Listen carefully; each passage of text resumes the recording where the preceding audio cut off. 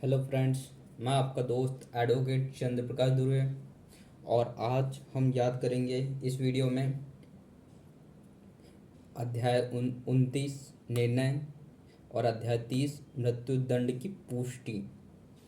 तो हम इससे पहले अध्याय 27 हमने इसके पहले 26, 27, 28 एक साथ याद करें जो कि उपबंध के बारे में बात करता है। तो एक बार पहले इसको थोड़ा सा रिवाइज कर लेते हैं कि सबसे पहले 26 में पढ़ते हम साधारण उपबंध, जिसमें डबल जेपार्टी, प्रतिरक्षा का अधिकार, उसको सहायता, अभियुक्त को सहायता, फिर उसके बाद सक्षम साक्षी यही हो सकता है।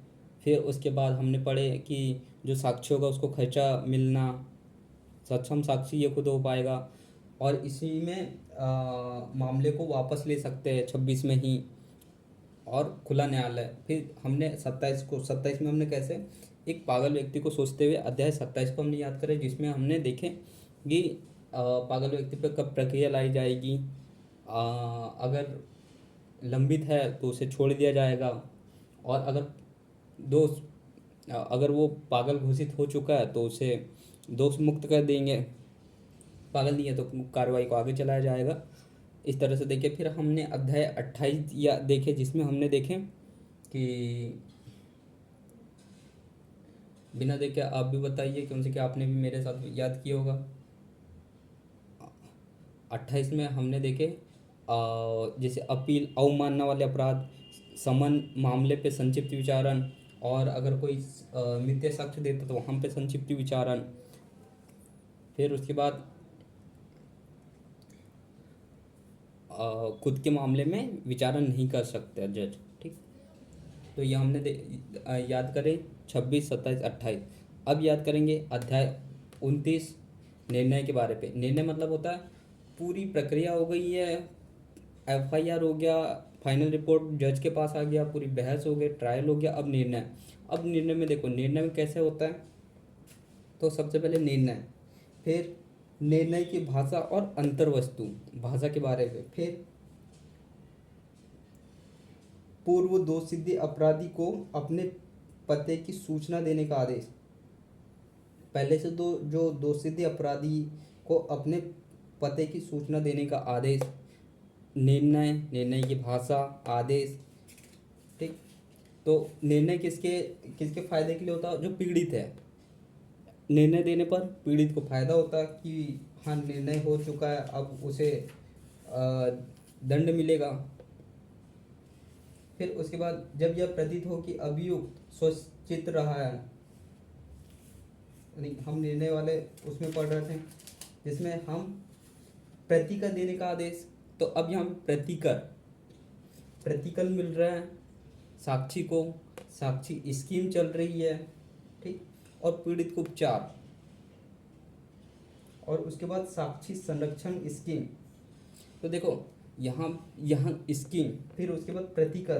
तो यहाँ पे गिरफ्तार किए गए व्यक्ति को प्रतिकार, मतलब हम पहले स्कीम तक के देखते हैं।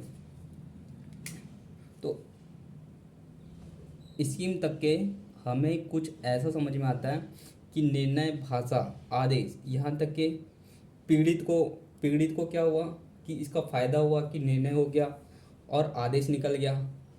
साक्षी को प्रतिकर, स्कीम का फायदा, पीड़ित को उपचार और साक्षी का संरक्षण स्कीम। तो प्रतिकर और स्कीम ये साक्षी को मिलेंगे और उपचार पीड़ित को मिलेंगे।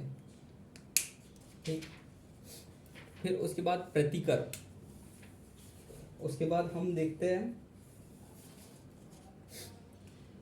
निराधार।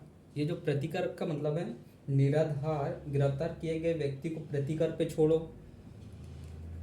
फिर उसके बाद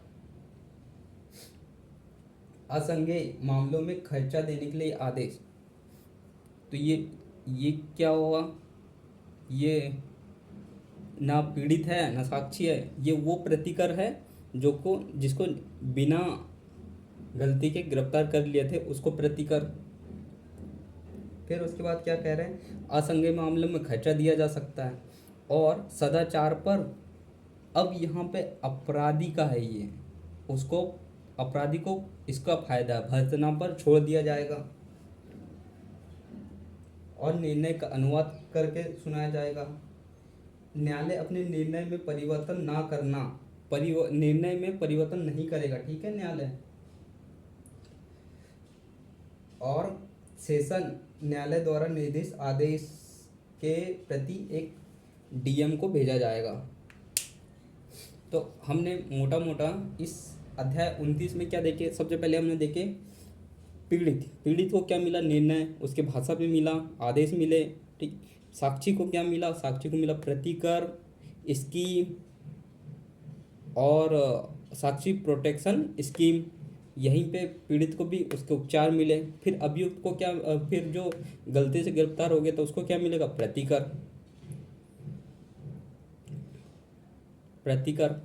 और खर्चा। फिर उसके बाद अभियुक्त को यहाँ से मिलेगा क्या, भर्त्सना। तो यहाँ पे पीड़ित हो गया, यहाँ साक्ष्य हो गया, यहाँ पे जो गिरफ्तार था बिना अपराध किए उसको छोड़ दिए प्रतिकर पे, और यहाँ पर अभियुक्त को। तो हम एक बार 29 याद करेंगे। कैसे, पीड़ित को निर्णय सुना दिए, उसके भाषा पे सुना दिए, आदेश सुना दिए।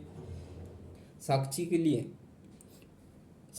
प्रतिकर, फिर स्कीम, फिर प्रोटेक्शन, साक्षी प्रोटेक्शन स्कीम, और यहीं पे पीड़ित को क्या मिला, उपचार। फिर हम देखें ऐसा गिरफ्तार व्यक्ति जो निराधार गिरफ्तारी था उसको क्या, प्रतिकर खर्चा देंगे। फिर उसके बाद अभियुक्त है तो उसको भर्त्सना पर छोड़ देंगे।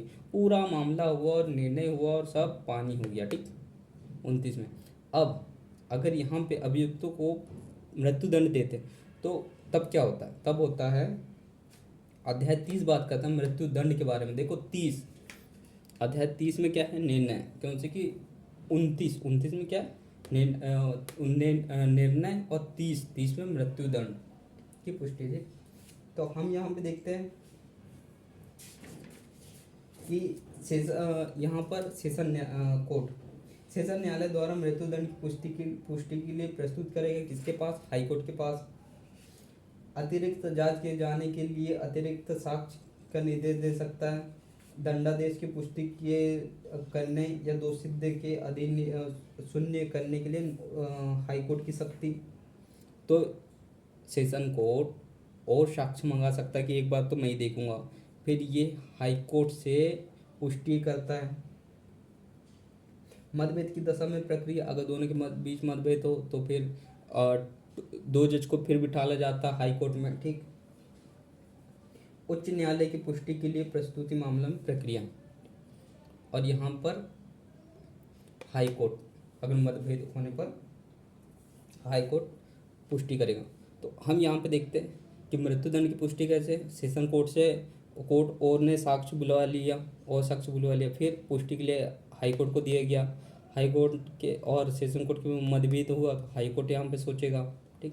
तो हमने अध्याय 29 और अध्याय 30 को याद करें। निर्णय में आप याद रखना, पहले पीड़ित को सोचो, फिर साक्षी को सोचो, फिर साक्षी को स्कीम, पीड़ित को उपचार, फिर जो निराधार गिरफ्तार था उसको प्रतिकर खर्चा, और फिर जो अभियुक्त है उसको भर्त्सना पर डांट के छोड़ो, और डीएम को ये फोटोकॉपी दे दो। अध्याय 30 हमने मृत्युदंड के बारे में पुष्टि, सेशन कोर्ट और साक्ष्य बुला सकता है, पुष्टि किससे करेगा, हाईकोर्ट से। मतभेद होने पर हाईकोर्ट निर्णय देगा। तो अध्याय 29 और 30 याद कर लिए। हम अब नेक्स्ट वीडियो में अध्याय 31 अपील के बारे पे, अध्याय 32 पुनर्निरीक्षण के बारे पे, और अध्याय 33 जो कि आंदोलन से संबंधित, ये 3 अध्याय नेक्स्ट वीडियो में याद करेंगे। जब तक बने रहिए, अपना ध्यान रखिए।